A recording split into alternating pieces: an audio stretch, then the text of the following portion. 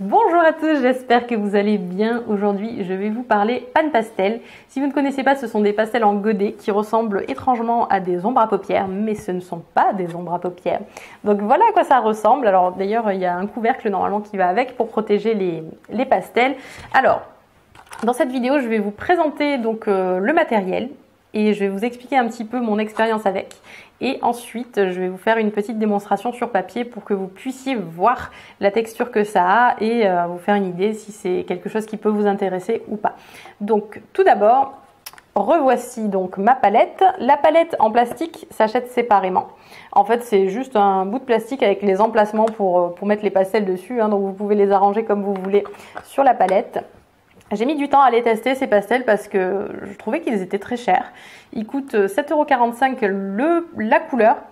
Et pour moi, c'était juste de la poudre de pastel dans un godet. Donc je ne comprenais pas trop le délire.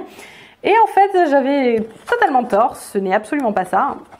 D'ailleurs, vous pouvez voir que si je le retourne complètement à l'envers, il n'y a rien qui tombe. C'est pas du tout ce que je pensais. Et leur texture est très surprenante, mais vraiment j'ai eu une énorme surprise en les utilisant et ils sont très agréables à utiliser. Ils restent chers, c'est vrai, mais en fait il faut savoir que les pan pastels ils se mélangent extrêmement bien les uns aux autres, donc on n'a pas besoin d'avoir énormément de couleurs pour créer toute une variété de tons différents. Et si vous avez l'habitude de la peinture, vous allez vraiment retrouver vos marques très vite avec ces pastels. Ça ressemble énormément à la peinture. D'ailleurs, moi, j'ai fait une première démonstration que j'ai filmée, que je vous passerai un petit peu plus tard.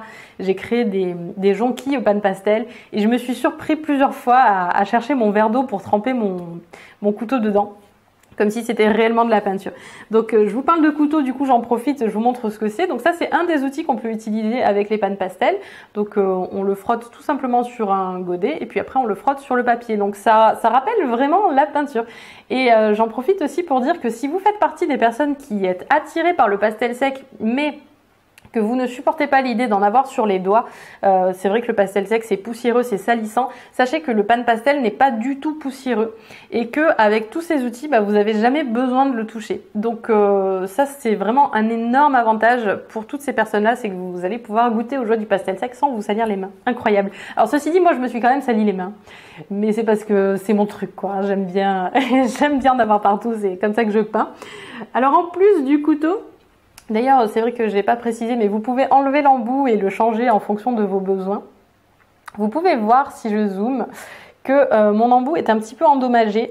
Et c'est une remarque importante, c'est que si comme moi, vous travaillez sur pastel mat, il va falloir exercer une pression légère. Parce que moi, qui n'avais pas l'habitude, j'ai commencé à frotter bien comme il faut mon pinceau sur le papier. Et en réalité, si on fait ça, la mousse va très vite être endommagée et s'user de manière prématurée, ce qui est bien dommage parce que c'est pas non plus donné ces petits outils-là. Le couteau plus 5 embouts, ça coûte quand même 4 €. Donc ça reste quelque chose que j'ai pas envie d'user trop rapidement quoi. Donc pour tous ceux qui travaillent sur papier abrasif, il faut une main très légère parce que sinon vous allez user vos outils trop vite. Ensuite vous avez ce type de pinceau qui est vraiment un pinceau à maquillage, enfin, ça ressemble énormément. Pareil, vous pouvez enlever l'embout et le changer. Et puis vous avez toute une gamme d'éponges de différentes tailles. Pardon, ma voix s'est brisée. De différentes tailles et de différentes formes. Donc ça c'est la plus grosse que j'ai. Mais je crois qu'il en existe qui sont encore plus grosses. Et comme vous pouvez le voir, c'est un matériau qui est souple. On peut le plier comme on veut pour atteindre les petites zones notamment. Donc c'est très pratique. C'est très doux aussi. Après, donc vous avez plein de petites éponges, plein de formes différentes, en part de camembert ou de gâteau pour atteindre donc les zones les plus étroites à utiliser en fonction de vos besoins. Donc ça c'est très bien. Et pareil, bon c'est pas donné tout ça. Hein, le lot d'éponges, je crois que c'est 4 €. 4,75 € pour les 4 petites et celles-là, elles sont vendues par deux et elles coûtent plus de 8 € les deux. Donc on a envie d'y faire attention quand même. Alors comme vous pouvez le voir, elle s'est teintée en bleu parce que je l'ai utilisée pour faire du bleu. Mais en fait, elle va rester teintée, mais ça se nettoie assez facilement sur un bout de papier brouillon. En fait, vous la frottez. Et à partir du moment où elle ne laisse plus de traces, vous pouvez sans aucun problème la retremper dans du pastel blanc et vous n'allez pas avoir de mélange de couleurs que vous ne vouliez pas. De par leur nature, ces éponges sont très souple. Donc on imagine bien qu'il est difficile d'avoir des bordures bien nettes et bien fines. En tout cas, moi j'ai trouvé que c'était mission impossible. Ce qui me fait dire que ces pâtes pastel, en fait, ils ont vraiment tout leur intérêt quand ils sont utilisés avec d'autres pastels, des pastels plus fins, des crayons pastels notamment, ou des bâtonnets. On peut les mélanger très facilement avec donc leurs copains, les pastels secs classiques. Il y a des personnes qui me demandaient si c'était réellement des pastels secs. Oui, ce sont des pastels secs, vous pouvez les utiliser avec tout le matériel que vous avez déjà chez vous. Et vous pouvez aussi l'utiliser avec d'autres médiums. Je l'ai utilisé avec ma dernière aquarelle et j'ai trouvé ça absolument bluffant. C'est incroyable parce que comme ils ont très peu de liants en fait, vu que les fabricants n'ont pas besoin d'en faire des bâtonnets, donc ils n'ont pas besoin d'utiliser des additifs pour que ça tienne en forme de bâtonnet. Du coup, les couleurs sont très intenses et du coup, on obtient des effets qui sont magnifiques. Et honnêtement, l'éponge sur le papier aquarelle avec le pan pastel, ça a un rendu mais d'une douceur, c'est incroyable. Donc je pense que je vais les utiliser dans toutes mes aquarelles ou dans la majorité parce que c'est vraiment trop joli. Pour moi, en pastel sec, j'ai déjà commencé à les incorporer dans mes commandes de portraits personnalisés. Donc c'est vous dire à quel point j'ai trouvé agréable à utiliser. En sous-couche, ils sont géniaux parce que du coup, ils permettent d'avoir rapidement beaucoup de surface de couverte et avec vraiment de belles couleurs, une belle douceur. Donc, ça fournit une sous-couche qui est très belle et très pratique. Donc, voilà, beaucoup de positifs pour moi.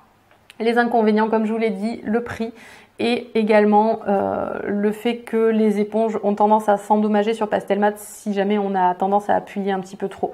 Donc bien penser à garder une main légère lorsqu'on l'utilise. Donc maintenant ce que je vous propose c'est de vous faire une petite démonstration pour vous montrer un petit peu quelle est leur texture exactement, à quoi ça ressemble. Donc je vous ai retrouvé un papier pour pastel classique, un papier lisse parce que je sais que certains d'entre vous travaillent sur ce type de papier. Et puis je vais sacrifier aussi une feuille de pastel mat pour vous montrer quelle est sa texture sur le pastel mat. Revoici un aperçu du matériel. Vous pouvez voir donc mes pannes pastel ainsi que les différentes éponges, comme ça vous les verrez un petit peu mieux que tout à l'heure à la vidéo. Donc les deux pinceaux que j'utilise et vous avez aussi des embouts changeables, donc ça c'est pour le couteau et cela c'est pour le petit pinceau que nous appellerons pinceau à maquillage pour des raisons de commodité. Sachez que pour le couteau, je sais qu'il existe d'autres embouts de différentes formes. Vous avez des triangles, des carrés, puis peut-être d'autres choses encore.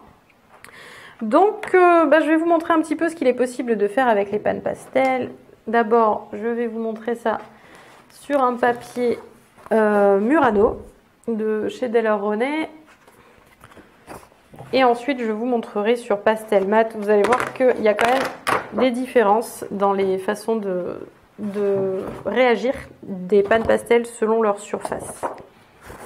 Alors, pour utiliser les pannes pastel, c'est bien d'avoir un papier sopalin à proximité parce que, regardez, là, je viens de m'amuser un petit peu. Et du coup, pour nettoyer son éponge, c'est bien pratique de frotter celle-ci sur le sopalin jusqu'à ce qu'elle ne laisse plus de marques. Et de cette façon, on va pouvoir l'utiliser sans contaminer en fait les pastels avec les résidus qui se trouvent sur l'éponge.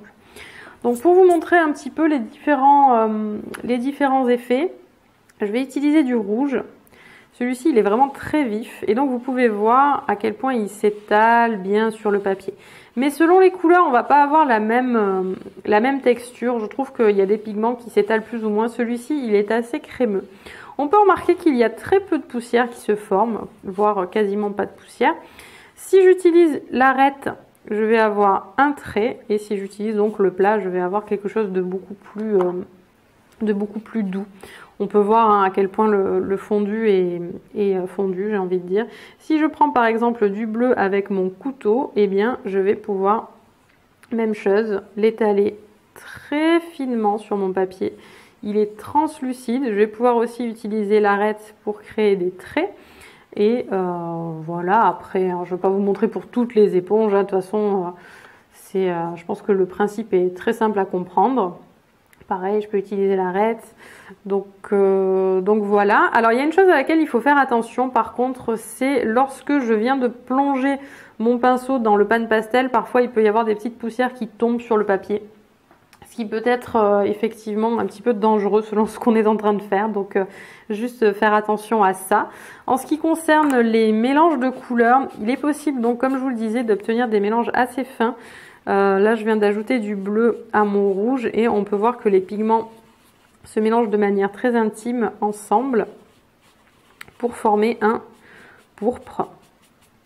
Donc ça peut être quelque chose de très très utile. Si il vous manque des couleurs, vous pouvez comme ça les fabriquer. Vous pouvez aussi les remplacer par des pastels en bâtonnet. Si par exemple vous avez besoin de jaune, vous n'en avez pas, vous pouvez très bien prendre un bâtonnet jaune et ça le remplacera très bien sur votre tableau.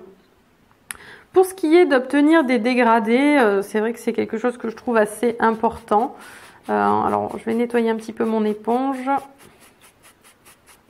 Et admettons qu'on veuille un dégradé de rouge, et ben on va en mettre un petit peu plus à l'extrémité et puis on va venir l'étirer progressivement. Puis si on veut par exemple avoir un endroit, une extrémité plus claire, je vais ajouter du rose tout simplement à l'extrémité plus claire et de cette façon je vais avoir, en travaillant doucement par fondu, mon joli dégradé. Si j'ai envie de le prolonger et d'ajouter une autre teinte, je vais pouvoir ajouter du rouge, puis on va dire, bah tiens, du bleu. Je vais ajouter du bleu sur l'extrémité et de cette façon, je vais créer une teinte supplémentaire, pardon. Hop. Donc vous voyez, les fondus sont vraiment très très beaux, je trouve. On peut vraiment obtenir des choses tout en volupte. Et ça, c'est très appréciable. Alors maintenant, il y a une chose qui est très intéressante, c'est que le pan pastel se gomme très facilement. Alors, j'ai pas de gomme mie-de-pain sous la main, donc je vais prendre celle-ci. Donc, admettons, hein, vous voulez gommer, et ben hop là, nickel. Sur ce type de papier qui est donc du papier tout à fait lisse, le gommage se fait quasiment tout seul, hein. Donc très facile. Donc voilà un petit peu pour ce qu'on peut voir sur papier lisse. Ensuite, pour ce qui est du pastel mat, j'ai eu un petit souci avec ma caméra, donc ça ne filmait pas, donc d'où les tâches, mais c'est pas grave, je vais en refaire pour vous montrer. Donc pour ce qui est du pastel mat, disais-je, on peut observer tout de suite que l'intensité n'est pas du tout la même. On a des couleurs qui sont quand même beaucoup plus éclatantes. Je vous remontre sur le papier la différence avec donc le papier lisse.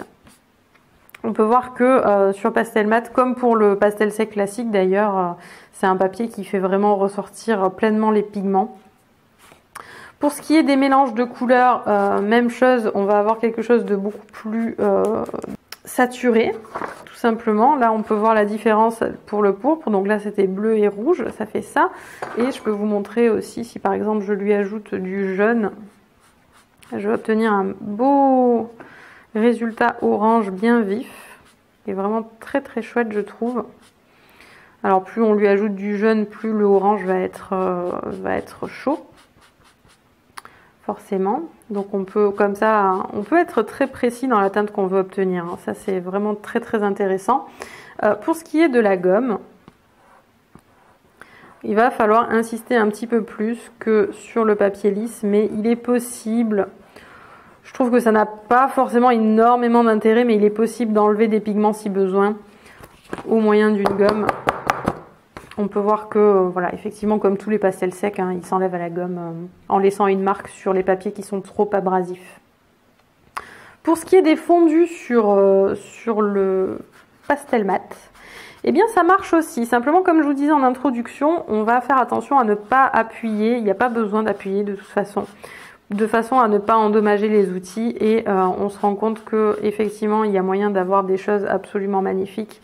Si je mets du beige, on peut obtenir des fondus très très très très doux. Il y a une chose qui est bien de faire à mon sens, c'est de conserver une éponge pour les couleurs chaudes et une éponge pour les couleurs froides, de manière à ne pas contaminer ces fondus avec ces outils, parce que ce serait dommage. Vous voyez, il y a des légères marques parce que juste avant j'avais fondu du bleu, et même en nettoyant sur le sopalin, des fois ça peut réserver des mauvaises surprises. Donc c'est bien, justement, elles sont vendues par deux, ces grosses éponges. C'est bien d'en avoir une pour tout ce qui va être vert, bleu, voilà, ce genre de couleurs, et puis pour les couleurs plus chaudes, rouge, jaune, rose, etc. Je peux vous montrer également ce que ça fait donc avec le couteau, mais c'est globalement la même chose, hein. Voilà, on frotte sur le pan pastel, et puis on frotte sur le papier, et puis on obtient exactement la même chose. Merci beaucoup d'avoir regardé cette vidéo. J'espère qu'elle vous a plu et qu'elle vous aura permis d'avoir un bon aperçu de ces fameux pan pastel. Si vous les avez déjà testés, n'hésitez pas à nous donner votre opinion dans les commentaires. Comme ça fera encore plus d'impressions de personnes différentes. Et je trouve que c'est ça qui fait la richesse des réseaux sociaux, c'est le partage d'expériences, le partage d'avis. Donc n'hésitez pas à nous dire ce que vous pensez de ces outils. Pour ma part, vous l'aurez compris, je suis assez conquise, et je pense que je vais investir très prochainement dans plus de couleurs pour pouvoir me faire encore plus plaisir. C'est quelque chose de très agréable à mon sens, et ça me fait gagner du temps aussi sur mes portraits, donc c'est chouette. J'ai bien conscience que bon, sur cette vidéo, c'était surtout des tâches que je vous ai montrées, mais je vous donne rendez-vous très prochainement pour la démonstration des jonquilles au pan pastel. Comme ça, vous pourrez voir comment les utiliser concrètement dans un tableau, et aussi comment les utiliser en complément des crayons pastel et des bâtonnets. Et j'espère que ce sera encore plus parlant pour vous du coup. Aujourd'hui, c'était la découverte, et dans quelques temps, donc, ce sera l'initiation. Si cette vidéo vous a plu, n'hésitez pas à me laisser un petit pouce en l'air sur YouTube, ça m'aide à faire connaître ma chaîne, donc c'est toujours très apprécié. Un tout grand merci à ceux qui le feront, et moi je vous dis à la semaine prochaine. Salut!